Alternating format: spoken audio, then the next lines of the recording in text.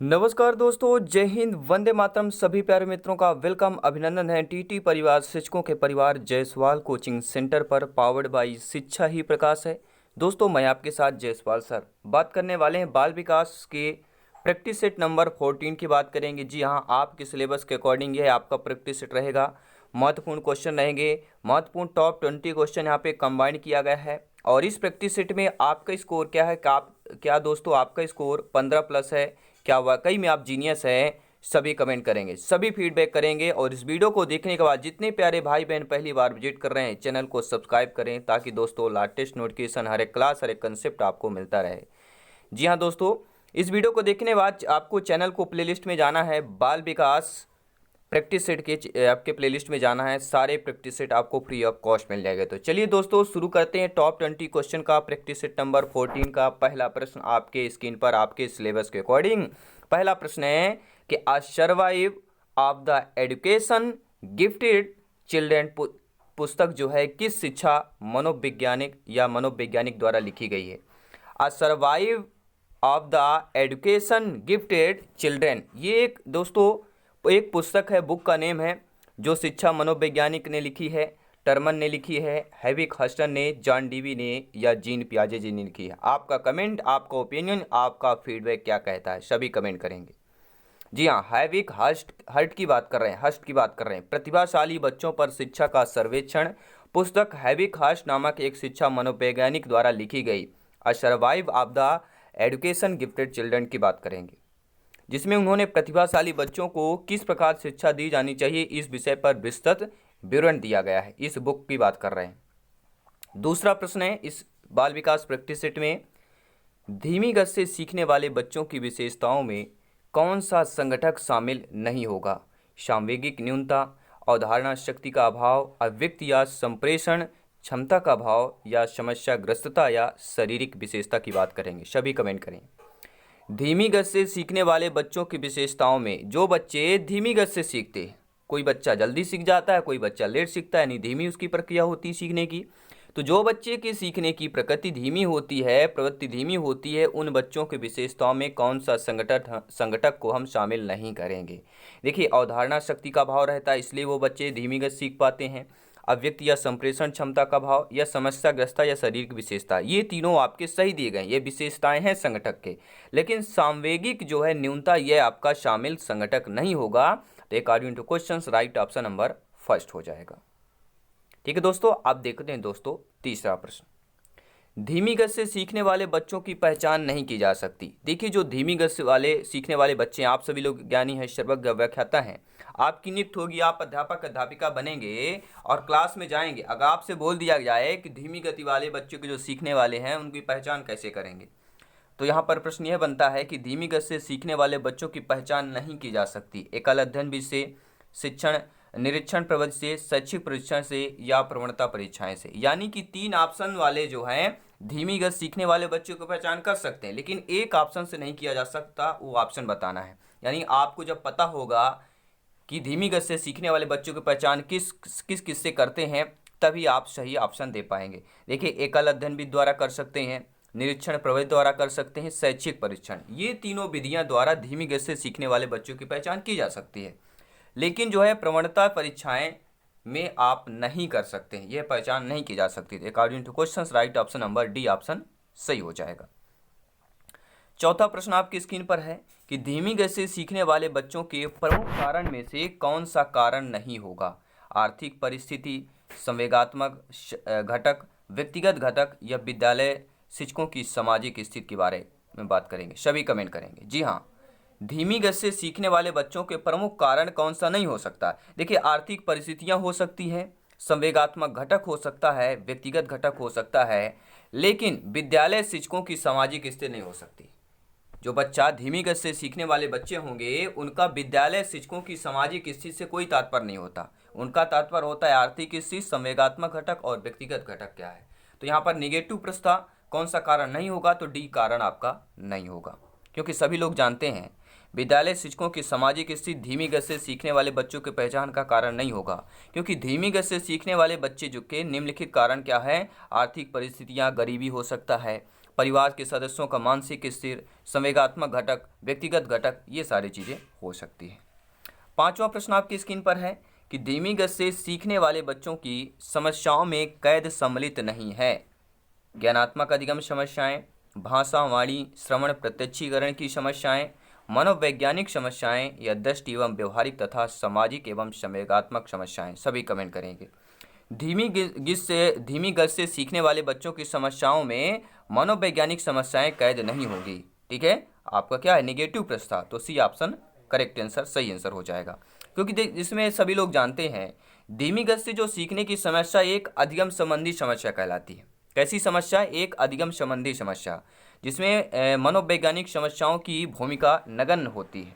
ये भी ध्यान, धीमी गति से में जो होता है मनोवैज्ञानिक समस्या में ना के बराबर होती है। सबसे बड़ी समस्या क्या है? अधिगम संबंधी समस्या आती है धीमी गति से सीखने वाले में, और अन्य सभी कारण धीमी गति से सीखने वाले के एक प्रमुख कारण हो सकते हैं।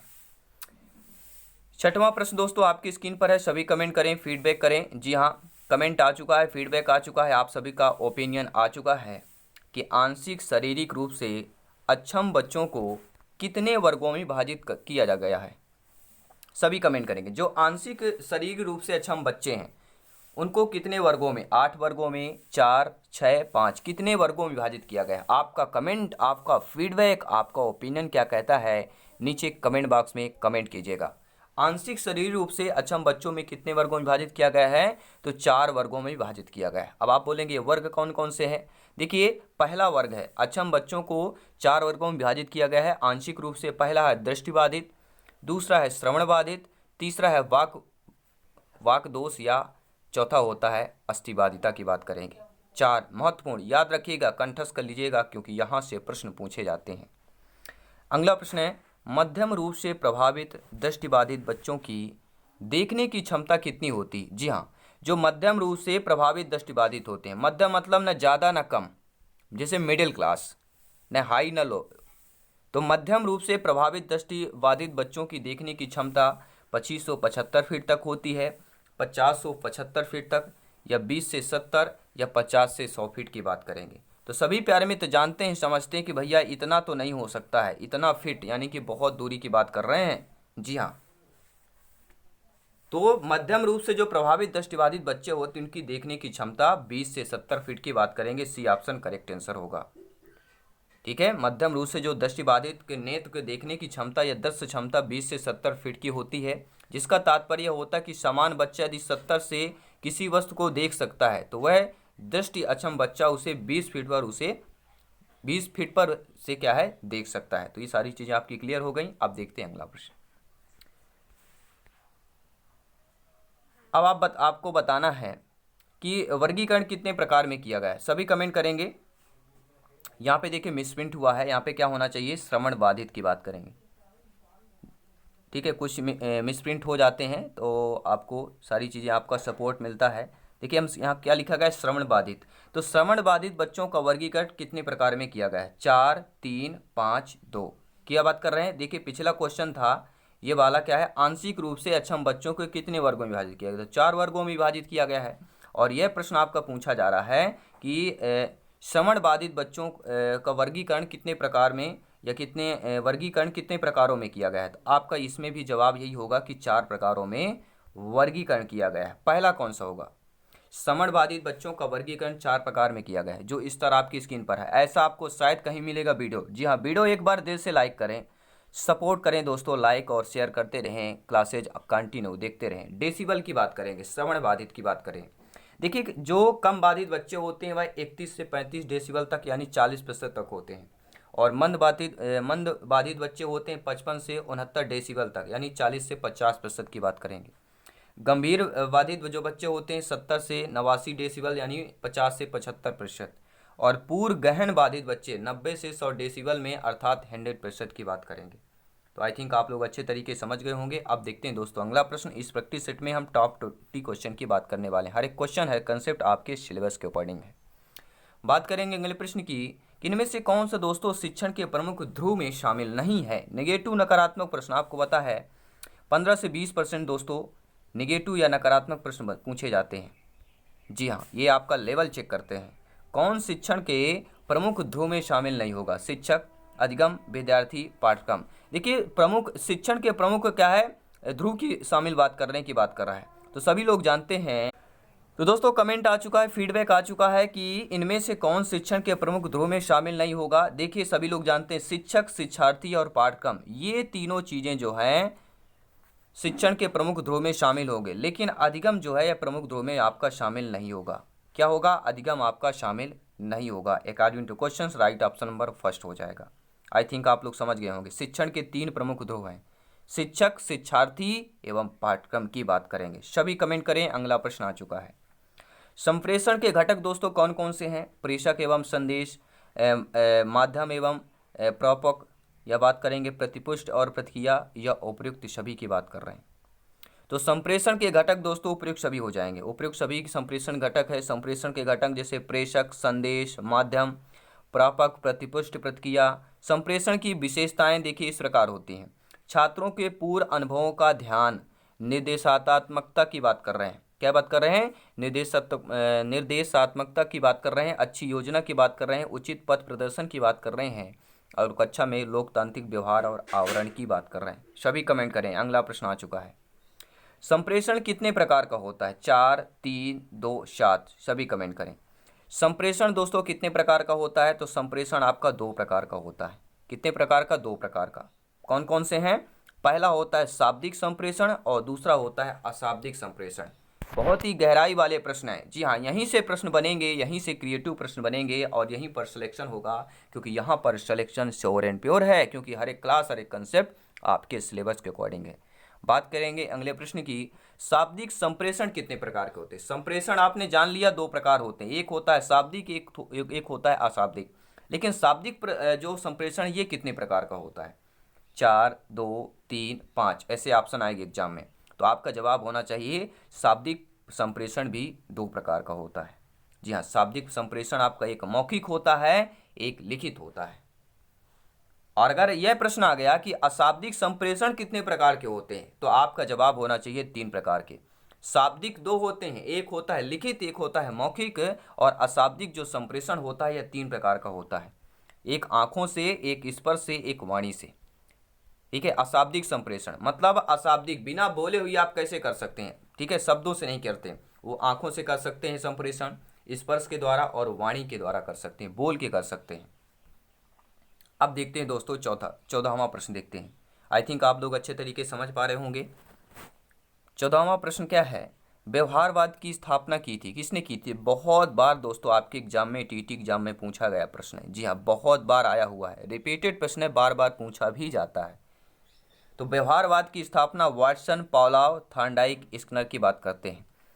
ठीक है दोस्तों, कुत्ते पर प्रयोग करने वाले पावलोव हैं, सभी लोग जानते हैं। बिल्ली पर प्रयोग करने वाले थॉर्नडाइक की बात कर रहे हैं। चूहों पर प्रयोग करने वाले स्किनर की बात कर रहे हैं। और व्यवहारवाद की स्थापना की जब भी बात आती है, हमारे वाटसन महोदय नंबर 1 कहलाते हैं। व्यवहारवाद के संस्थापक कौन हैं? हम वाटसन की बात कर रहे हैं। अगला प्रश्न है, शिक्षण के प्रमुख सिद्धांत की बात करेंगे। प्रेरणा एवं रुचि का सिद्धांत, नियोजन का सिद्धांत, क्रियाशीलता एवं चयन का सिद्धांत, या उपयुक्त सभी। सभी कमेंट करेंगे। हर एक भाई बहन, हर एक गृहिणी जिनका सपना है अध्यापक, अध्यापिका बनना, शिक्षक बनना, सभी कमेंट करेंगे। जी हाँ, शिक्षण के प्रमुख जो सिद्धांत कहलाते हैं वह राइट ऑप्शन आपका डी होगा। देखिए, प्रेरणा एवं रुचि का सिद्धांत ये भी शिक्षण का सिद्धांत है, नियोजन का सिद्धांत ये भी शिक्षण का सिद्धांत है, और क्रियाशीलता एवं चयन का सिद्धांत ये भी आपका शिक्षण का सिद्धांत है। अर्थात D option correct answer, right answer हो जाएगा। जी हाँ, प्रेरणा एवं रुचि, क्रियाशीलता, चयन एवं नियोजन शिक्षण के प्रमुख सिद्धांत हैं। और शिक्षण की समस्त प्रक्रिया विभिन्न प्रकार की ज्ञान, बोध एवं समझ विकसित करने के लिए की जाती है। प्रश्न आ गया कि शिक्षण की समस्त प्रक्रिया किसके लिए, समझ के विकसित के लिए की जाती है, या किसके लिए विकसित की जाती है? तो ज्ञान, बोध और समझ विकसित करने के लिए की जाती है। किसका किया जाता है? शिक्षण की समस्त प्रक्रिया की बात कर रहे हैं। सभी कमेंट करें। बुद्धि परीक्षण को कितने वर्गों में विभाजित किया गया है? 4, 10, 2, 8। सभी कमेंट करेंगे। बुद्धि परीक्षण की बात करेंगे, आईक्यू लेवल की बात कर रहे हैं। बुद्धि परीक्षण को कितने वर्गों में विभाजित किया गया है? आपका कमेंट, आपका फीडबैक क्या कहता है? हम बात कर रहे हैं बुद्धि परीक्षण को कितने वर्गों में विभाजित किया गया है? हम 2 वर्गों की बात करेंगे, वर्ग की बात कर रहे हैं। जी हाँ, बुद्धि परीक्षण को मुख्य रूप से 2 वर्गों में, पहला होता है व्यक्तित्व बुद्धि परीक्षण, दूसरा होता है सामूहिक बुद्धि परीक्षण। व्यक्तित्व मतलब केवल एक का परीक्षण करना, और सामूहिक मतलब पूरी क्लास का या बच्चे का, एक समूह का, एक ग्रुप का परीक्षण करना।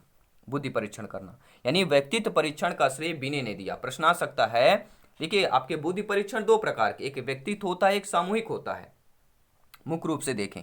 और प्रश्न आ गया कि व्यक्तित्व बुद्धि का परीक्षण का श्रेय किसको जाता है, तो प्रोफेसर विनय को जाता है। और सामूहिक बुद्धि का परीक्षण का प्रारंभ सर्वप्रथम कब हुआ था, तो विश्व युद्ध के समय अमेरिका में हुआ था। ये ध्यान दीजिएगा, हर एक क्वेश्चन हर एक कंसेप्ट इंपॉर्टेंट है, क्योंकि यहाँ पर सिलेक्शन श्योर एंड प्योर की बात करेंगे। अगला प्रश्न है, संवेग के प्रमुख प्रकार में कौन सा शामिल नहीं होगा। नेगेटिव नकारात्मक प्रश्न है और आपका जवाब, आपका फीडबैक आ चुका है।